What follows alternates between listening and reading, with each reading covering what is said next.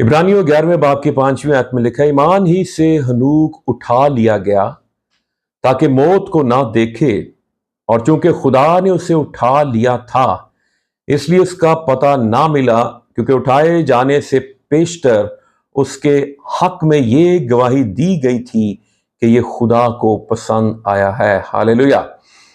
खुदावंद यीशु मसीह बहुत जल्द आने वाले हैं अपनी कलीसिया को, अपनी दुल्हन को लेने के लिए। और आमद सानी के दो हिस्से हैं, पोशीदा आमद और ज़ाहिर आमद। और अभी आमद सानी का पहला हिस्सा जो है वो किसी भी वक्त पूरा हो जाएगा, जब यीशु मसीह आएंगे और अपनी दुल्हन को, अपनी कलीसिया को ले जाएंगे।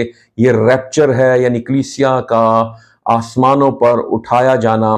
पहला रैप्चर जो था वो हनूक का था, और हनूक के बारे में लिखा है कि वो खुदा के साथ साथ चलता रहा और खुदा ने उसे उठा लिया।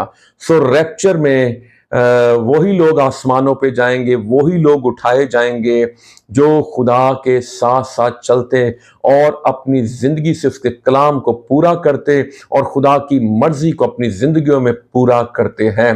पहला रैप्चर हनूक का था, और आने वाले टाइम में भी हम दूसरे, तीसरे और दीगर रैप्चर्स के बारे में देखेंगे।